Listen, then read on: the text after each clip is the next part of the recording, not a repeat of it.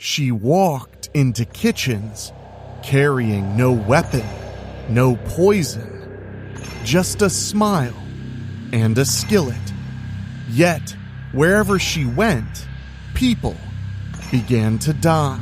Tonight, we step into the shadow of New York's most infamous cook, the woman history remembers as Typhoid Mary.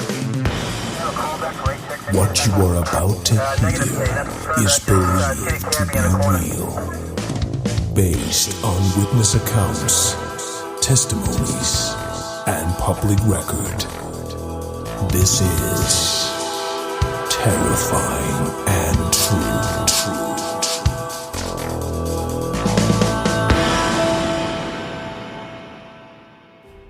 In the summer of 1906, a mysterious killer struck the quiet luxury of Oyster Bay, Long Island. 6 people fell ill in a home that should have been safe from disease, and the culprit was nowhere to be found.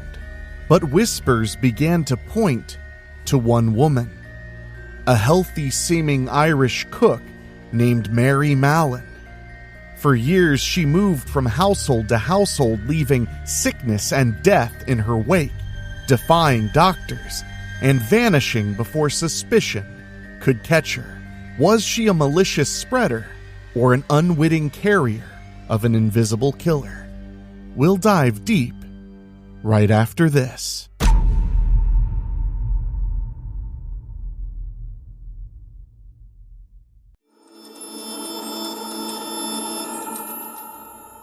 In the swelter of summer 1906, a peculiar terror gripped the genteel enclave of Oyster Bay, Long Island.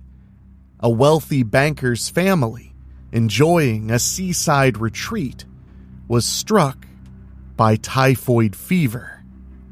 6 of the 11 people in the household fell desperately ill within a single week. Typhoid was a dreaded killer marked by spiking fevers, weakness, stomach pain, and rose-colored rashes. Its victims could become delirious or deathly ill with intestinal hemorrhage. Such outbreaks were usually confined to overcrowded slums or places with tainted water and poor sanitation. Yet there was typhoid invading a pristine summer mansion near the President of the United States' own vacation home. An occurrence so unusual in Oyster Bay that it simply baffled doctors. Fearing the house would become tainted property, the panicked landlord hired experts to hunt for the source. They tested every pipe, every well, and every cesspool on the estate. All came back negative for contamination. The typhoid bacillus seemed to strike from nowhere, an invisible curse in an otherwise idyllic setting.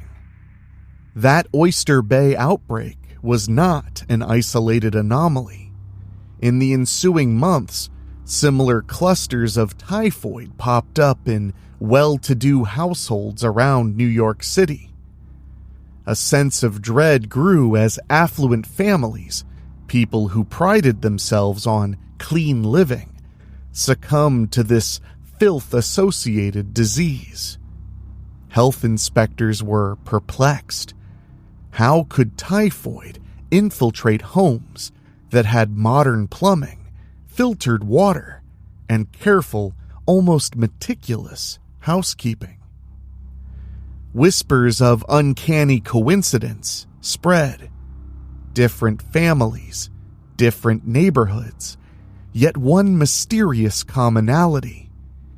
Each household had recently hired an Irish cook. When the sickness struck, this cook often vanished soon after, leaving no forwarding address.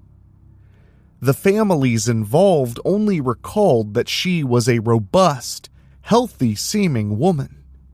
In an era when most doctors still believed a person had to be visibly ill to spread infection, the idea of a healthy human carrier was nearly unthinkable. Thus, these outbreaks were cloaked in mystery and fear.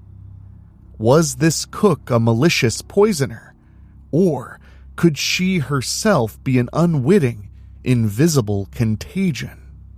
It was a question that defied the medical understanding of the time, lending the situation an eerie and almost supernatural aura. Determined to solve the puzzle, New York authorities turned to sanitary engineer George A. Soper, a relentless investigator of disease outbreaks. Soper had already been probing typhoid cases among the rich, a bizarre pattern since typhoid flourished in squalor, not in mansions. Soper's investigation played out like a detective novel. Interview by interview, he followed the faint trail of that itinerant cook. He soon discovered that over the previous few years, a single Irish cook, a woman in her 30s named Mary Mallon, had worked for 8 different families, and 7 of those households had suffered typhoid fever outbreaks. This was beyond coincidence. Soper had identified a human vector connecting scattered tragedies, as if death itself traveled by apron and ladle. In early 1907, Soper finally tracked Mary Mallon to a Park Avenue penthouse where another typhoid case was brewing. He confronted her in the kitchen while she was at work. It was a tense, surreal standoff. A healthy cook accused of harboring a deadly disease. Soper did his best to explain that she might be the carrier responsible for the sickness, asking politely for samples of her blood, urine, and stool. Mary Mallon, strong-willed and understandably shocked, flew into a rage. She brandished a carving fork at Soper, shouting that he had no right to insult her with such accusations. To Mary, the claim was absurd. How could she be spreading typhoid if she herself had never been sick? She indignantly denied Soper's request, chasing the investigator out of the kitchen with utensil in hand. Soper later wrote that Mary's demeanor was of someone, quote, who could not see reason because she firmly believed she was being unjustly persecuted. Undeterred, Soper dug deeper into Mary's past, compiling a dossier of her employment history. He mapped out the outbreaks in time and place, finding Mary at the epicenter of cluster after cluster. By now, Soper was convinced that Mary Mallon was a healthy carrier, a person teeming with Salmonella typhi bacteria, but immune to its effects, a medical phenomenon barely documented at that time.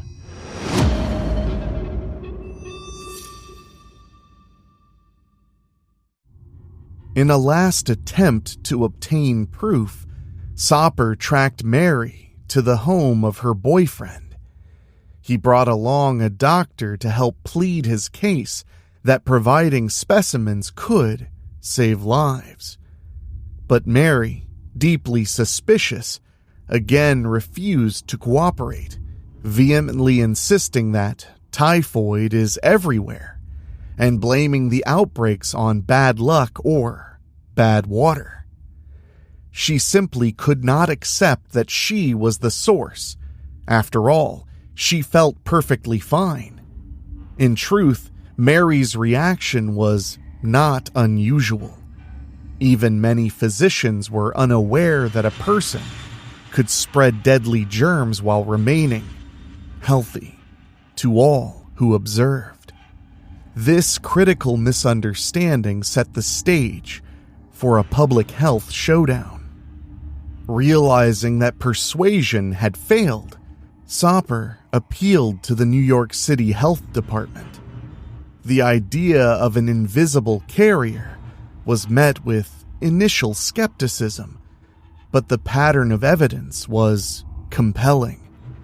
Mary Mallon was identified as a public menace in waiting. If Soper was correct, every meal she cooked was a loaded weapon. On March 19, 1907, the authorities decided to act decisively.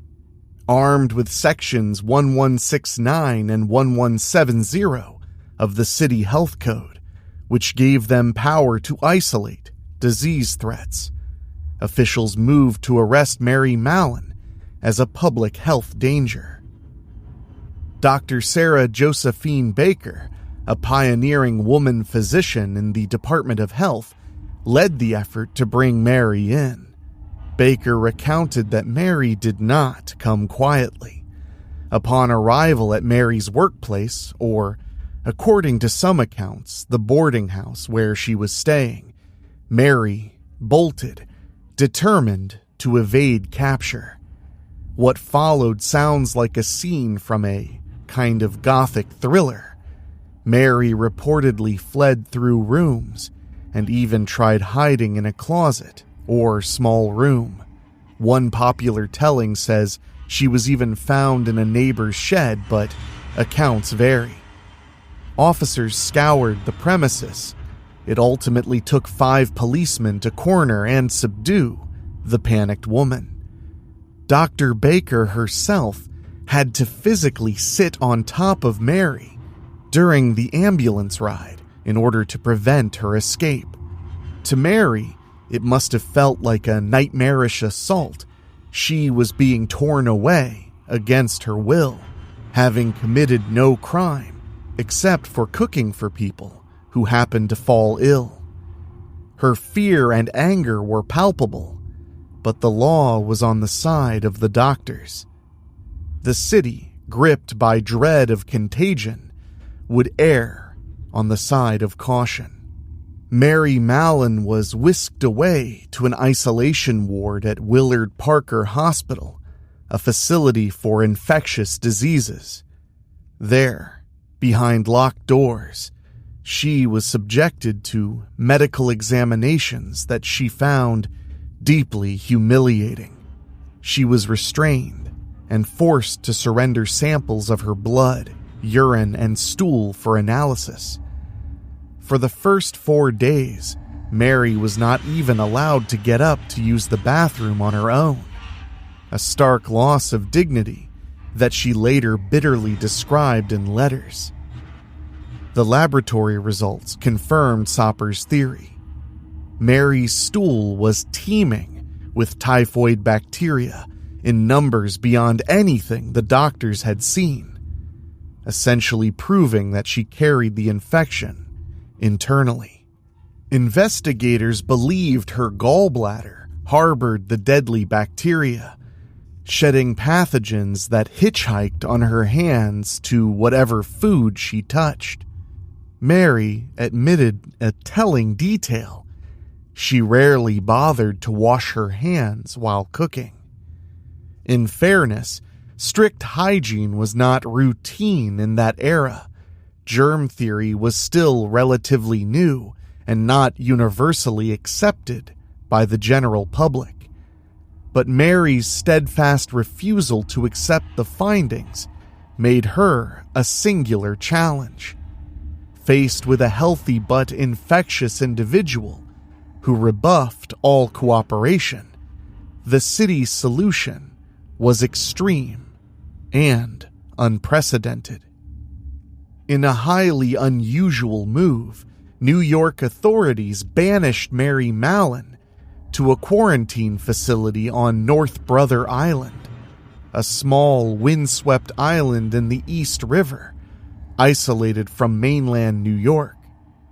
On October 19, 1907, Mary began her involuntary exile at the island's Riverside Hospital, effectively becoming a prisoner with a pathogen for a crime. She was given a cottage to live in on hospital grounds, but under constant observation. 3 times a week, nurses collected her bodily samples, an ongoing scientific curiosity and a precaution to gauge her level of contagion. Health officials went so far as to suggest an experimental surgery to remove her gallbladder, hoping to cure her carrier state. Mary vehemently refused the operation, partially because she still did not believe she carried the disease, and partially because gallbladder surgery at the time was risky and often fatal. In one frustrated outburst, she reportedly said they'd never find typhoid in her gallbladder because she, quote, never had typhoid in her life. To Mary, the quarantine felt like a gross injustice. She was being punished, though she had done nothing intentionally wrong. What's more, she faced a grim personal dilemma. Cooking was her livelihood and passion, yet it was now forever forbidden to her. As a cook for affluent families, she earned about $50 a month. As a laundress, the job the city suggested as an alternative, she'd earn barely $20. In 1907, $50, adjusted for inflation, was worth roughly $1,724.14. With no husband, no family, and no fortune, Mary Mallon saw the quarantine as a life sentence of poverty and loneliness.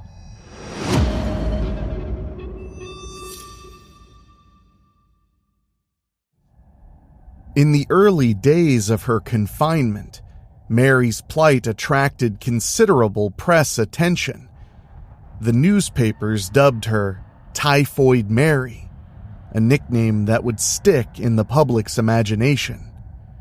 In sensationalistic articles, she was painted as the arch-villainess of germs, a sort of angel of death in a kitchen apron.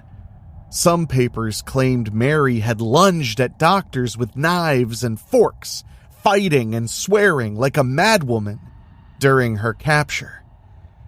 This image of a violent, contagion-spreading woman both fascinated and terrified the public. Mary Mallon, a flesh-and-blood person, was quickly turning into a legend of modern folklore. Typhoid Mary, the healthy cook who left a trail of sickness. Privately, Mary was humiliated by the moniker. Typhoid Mary became a household term, and not in a flattering way. It implied evil, willful contamination. Stung by this, Mary once wrote to her lawyer, quote, I wonder how the said Dr. William H. Park would like to be insulted and put in the journal and call him or his wife Typhoid William Park. Her resentment is evident. She felt she was being slandered and made into a public freak. Indeed, Mary saw herself as a victim of a flawed system. During her confinement, she complained of being treated like a guinea pig for doctors' experiments. She endured aggressive medical treatments. At one point, they put her on months of experimental urotropin therapy, an antiseptic drug that made her feel horribly ill. Paradoxically, even as they bled and purged her for science, officials neglected basic humane care. For 6 months, Mary wasn't allowed a specialist to treat a paralyzed eyelid that she had to tape shut each night. It's easy to imagine the psychological toll this all would take. At one stage, Mary suffered a nervous breakdown from the stress and isolation. Mary Mallon grew increasingly embittered. Importantly, not everyone in the medical community agreed with Mary's draconian quarantine. Prominent public health experts like Milton J. Rosenau and Charles V. Chapin argued that Mary did not need to be isolated for life, and that with proper education, she could live freely without endangering others. They considered the indefinite confinement overly harsh, essentially punishment without a trial for a woman who had never intended any harm. Mary herself never stopped insisting on her innocence. In fact, with the help of a friend, she managed to send her samples to a private lab in 1908, and several came back negative for typhoid. Even the health department's own tests occasionally found no trace of the bacteria. About 1 in 4 of her samples tested on the island were reportedly clean. These intermittent negatives bolstered Mary's disbelief. At times, it seemed she didn't have the germ at all. Was she being persecuted for nothing? Mary was furious and desperate to clear her name. In 1909, she filed a legal complaint against the New York Health Department, seeking her freedom by court order. But the New York Supreme Court dismissed her case, upholding the authorities' power to detain her in the name of public safety. The judge was unconvinced that releasing Mary would be safe. Defeated in court and confined back to her lonely island bungalow, Mary Mallon could only wait and hope that public opinion might turn in her favor. In February 1910, after nearly 3 years in captivity, Mary finally got the break she had been praying for. A new health commissioner, Eugene H. Porter, took a more sympathetic view. Studies had estimated that there were hundreds of other healthy typhoid carriers silently residing in New York. Quote, "We cannot keep in detention all these people. Then why single out and imprison one?"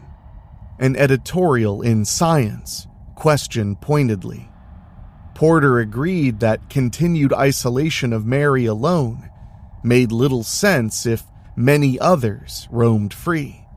So, on February 19th, 1910, Mary Mallon was released from North Brother Island under one crucial condition.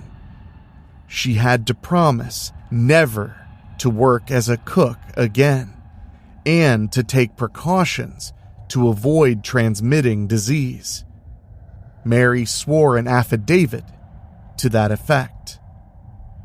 Acutely aware that the public was watching, the health department framed the deal as mercy mixed with responsibility. Typhoid Mary was given a second chance at freedom, contingent on her compliance. Mary walked off the island and back into society, seemingly chastened. But the eerie tale of Typhoid Mary was far from over. For 5 years, Mary Mallon blended seamlessly into the bustling fabric of New York City. At first, health officials helped her find honest work that posed no risk. She toiled in a laundromat, scrubbing clothes for minimal wages.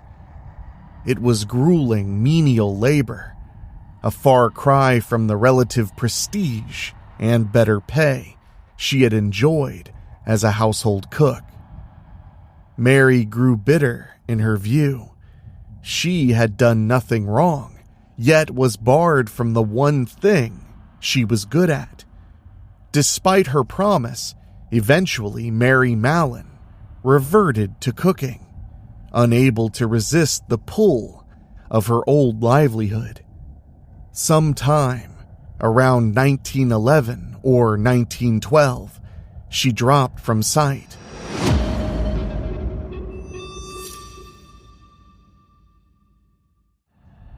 Mary adopted false surnames like Mary Brown or Breshoff in order to mask her identity. Under these aliases, she drifted through a succession of kitchens, restaurants, hotels, boarding houses, places where no one would recognize the infamous name, Mallon. For a while, she stayed one step ahead of the authorities. Outbreaks of typhoid continued to flurry here and there, striking staff and patrons in establishments where she worked. But Mary was cunning enough to move on before suspicion caught up. George Soper, upon hearing rumors of new typhoid clusters, sometimes suspected Mary's return, but he could not pin down her whereabouts. It was as if a ghost had resurfaced, the specter of Typhoid Mary, leaving illness in her wake and then disappearing into the urban throng. In 1915, Mary Mallon's luck ran out. That winter, a severe typhoid outbreak erupted in the Sloan Maternity Hospital in Manhattan. 25 people, mostly new mothers and hospital staff, fell ill, and 2 of them died. The cluster was aggressively investigated by health officials. When the hospital's head obstetrician learned that their recently hired cook, an older Irish woman, had suddenly vanished as the sickness spread, alarms rang. He contacted George Soper, who immediately suspected the horrible truth. Soper rushed to Sloan Hospital and gathered descriptions from the staff. The fugitive cook's physical appearance, accent, habits, they all matched Mary Mallon. In a final confirmation, Soper examined the cook's handwriting on hospital employment records, recognizing it as Mary's script. There was no doubt Typhoid Mary had struck again, this time in one of the worst places imaginable. A hospital full of vulnerable newborns and mothers. News of Mary's betrayal spread faster than the pathogen itself. Public opinion, which had been somewhat sympathetic to her plight upon her 1910 release, now swung sharply against her. The newspapers had a field day with the story. Mary Mallon was vilified as an incorrigible human culture tube, and, as one paper snarled, a walking typhoid fever factory. Editorials scolded her for deliberately throwing away the chance she'd been given to live freely. The moniker Typhoid Mary, once used with a mix of fear and pity, now became a label of outright condemnation. She was depicted as a knowing perpetrator, a woman who weaponized her cooking, trading innocent lives for her own livelihood. Many who had earlier questioned the fairness of her treatment fell silent, convinced that Mary was either recklessly indifferent or willfully malicious. Once again, Mary Mallon went on the run, a fugitive in the city where she had lived for decades. The net was closing, After a few weeks, authorities tracked her down in a house out on Long Island. In a bitter twist of irony, Mary was apprehended while cooking a meal for a friend. She had been bringing food to someone in need, unwittingly giving herself away. On March 27, 1915, police arrested Mary Mallon for the second and final time. There would be no release or reprieve this time. The healthy carrier had violated the public trust, and fear of her was now greater than ever. Even Mary seemed to know that her freedom had run its course. There are hints that she went quietly, perhaps exhausted by years of defiance. As the patrol boat carried her back across the East River to North Brother Island, Mary Mallon's fate was sealed. She would live out the rest of her days in quarantine, a lifetime exile for the crime of harboring an invisible killer. Upon her return to North Brother Island in 1915, Mary Mallon became a permanent resident of the quarantine hospital. She was now in her mid-40s, facing the prospect of spending the remainder of her life utterly isolated.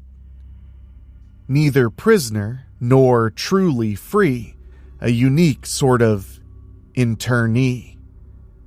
To occupy her time and give her a sense of purpose, the hospital staff eventually gave Mary a small job in the laboratory.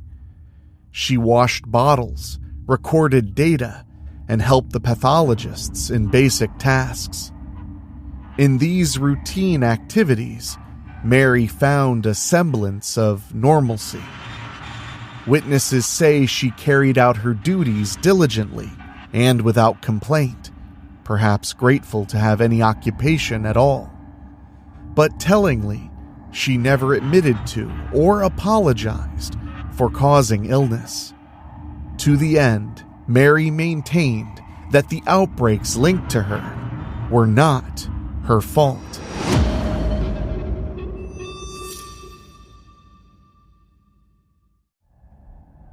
Over the years, the strictness of her confinement eased, albeit slightly. By 1918, she was allowed occasional supervised day trips to the mainland, perhaps short excursions to shop or attend mass, always under the watchful eye of a guard. But North Brother Island remained her home, a lonely speck of land dominated by a hulking hospital and a graveyard of hopes. Mary watched from afar as the skyline of New York evolved through the Roaring '20s and the Depression of the '30s, a city roaring with life and progress that she could only glimpse from her isolation. Few visitors came to see her. She began to fade into semi-obscurity. Still, the legend of Typhoid Mary occasionally resurfaced in tabloids and medical journals, often as a cautionary tale or sensational story. Throughout Mary's long confinement, the media's stance on her case evolved. Early coverage, especially after 1915, painted Mary as almost a caricature of Contagion, the woman who served death for dinner. Headlines ran calling her the most harmless and yet the most harmful woman in America, a reference to her mild demeanor but deadly effect, and described her extraordinary predicament as a healthy prisoner of New York's quarantine hospital. Over time, however, some journalists began to question whether Mary was truly a villain. Later articles acknowledged that Mallon hadn't originally known she was spreading disease, and they shifted blame toward the bacteria itself, portraying Mary more as a tragic conduit of germs beyond her control. By the 1920s and 30s, a more nuanced sympathy crept into the narrative. Papers reported that Mary lived alone on the island, forbidden from even making phone calls except to speak with her doctors or guards. The tone became wistful. After all, here was a woman who, for decades, watched the world from a prison of public health, her only crime being a quirk of biology. Still, health officials countered these sympathetic tales with their own narrative: that Mary received excellent care and comfortable accommodations, and that she alone was to blame for her predicament by refusing to follow through with her agreement.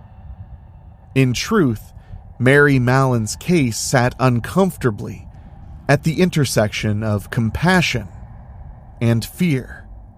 Mary remained on North Brother Island for 23 years. In 1932, at the age of 62, she suffered a major stroke that left her partly paralyzed. From then on, she was confined to a hospital bed and required nursing care. Even in her frail state, the rule remained: Mary could not leave the island.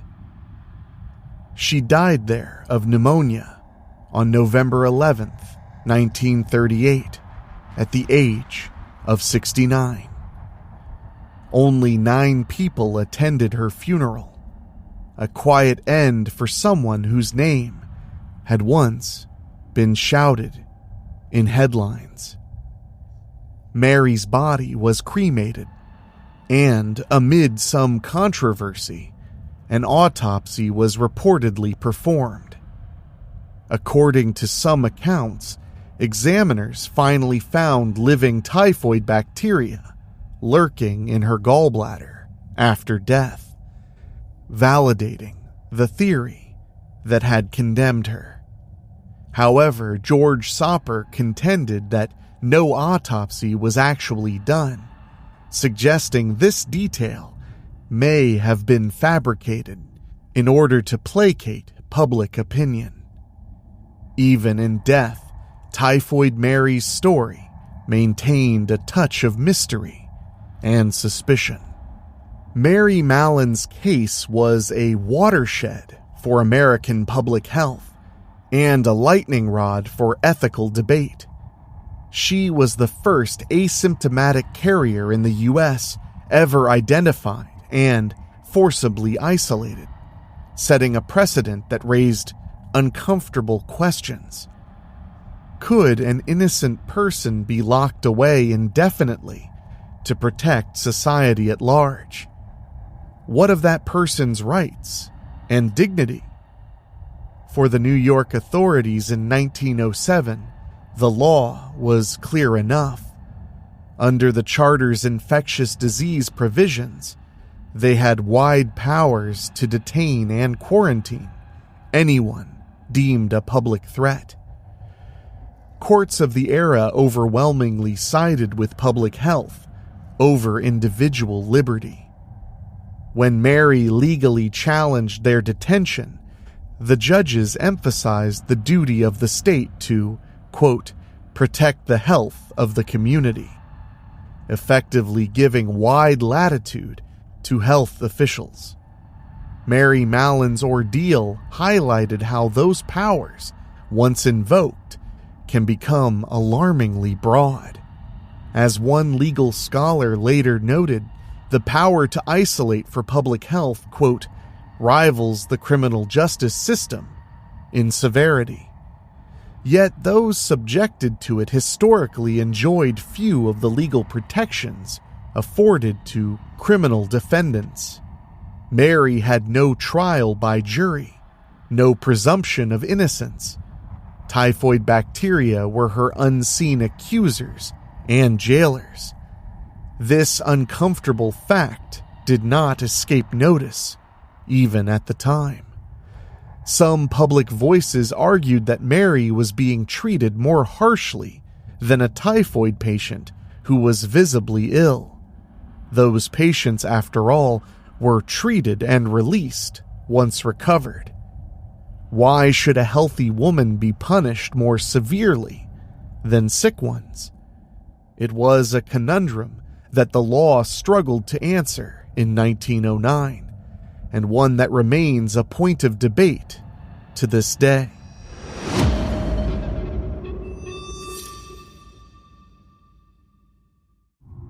Complicating matters further were issues of class, gender, and prejudice. Mary Mallon was an immigrant woman with little social standing, an Irish domestic servant in an era when the upper crust often blamed immigrants for urban ills. Historian Judith Walser-Levitt observed that while Mary wasn't isolated because she was Irish or female, those attributes, quote, evoked certain prejudices that made it easier for officials to view her as deviant, untrustworthy, and ultimately expendable. Indeed, Mary's defiance and intemperate language when dealing with male authorities likely reinforced their bias that she was a coarse, unruly woman in need of firm control. Contrast her treatment with that of other carriers. By 1910, health experts knew that perhaps 2 to 4% of typhoid patients become chronic carriers. Many carriers were identified in New York after Mary. By 1918, hundreds had been cataloged, yet none was cast into a permanent quarantine except Mary.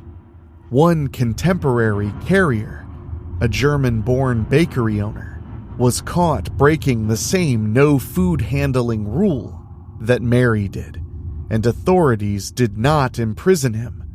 Only Mary earned that penalty. Another carrier, Frederick Mosh, infected more people than Mary ever did, but as a married breadwinner, he was viewed sympathetically. Mosh was briefly detained in 1915, the same year as Mary's second capture, and then released to go home on condition he reported regularly. The state even paid his rent while he was monitored at liberty. Mary Mallon received no such leniency or support.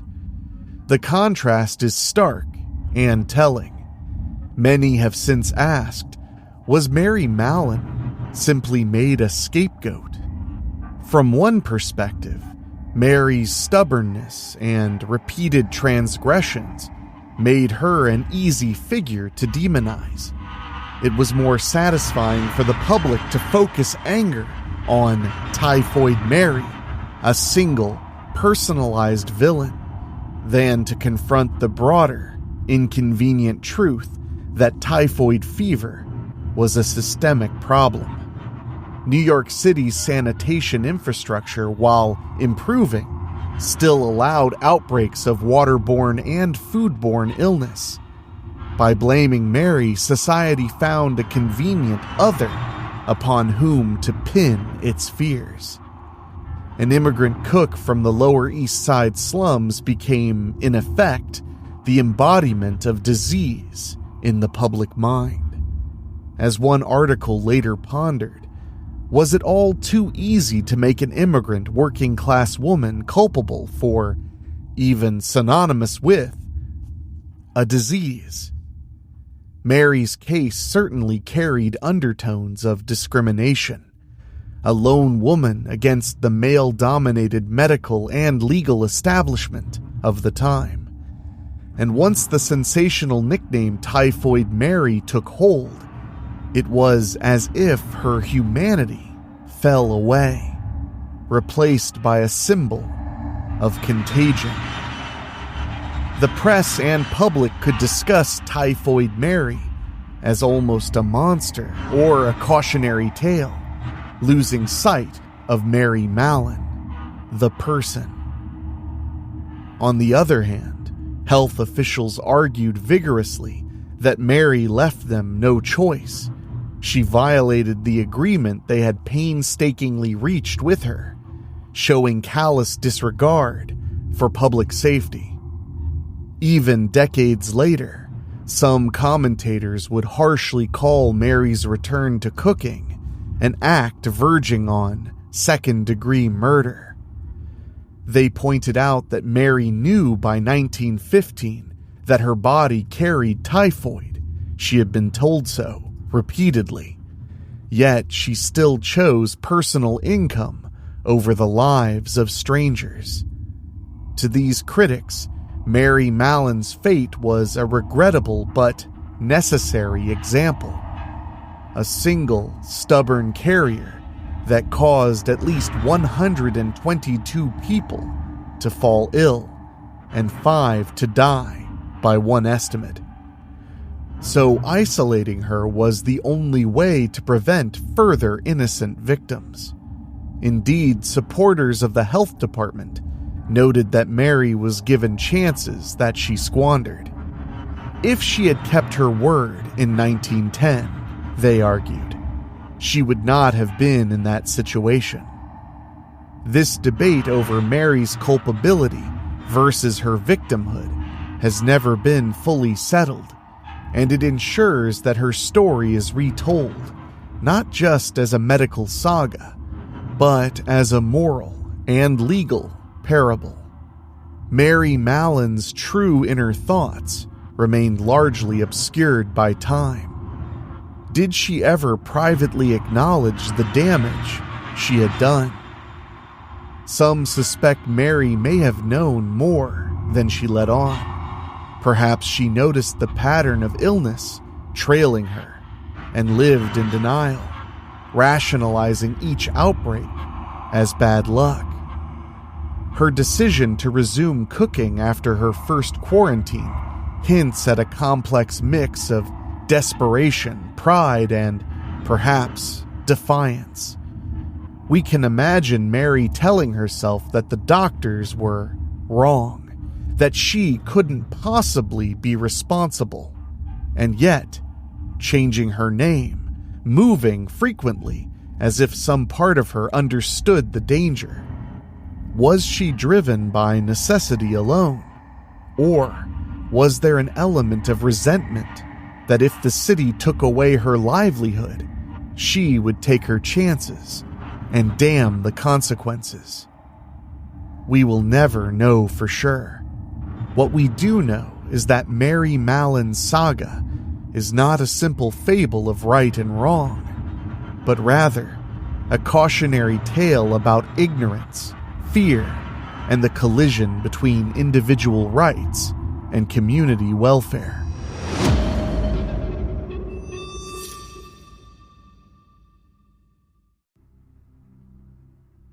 Mary's legacy is reflected in the very language we use today.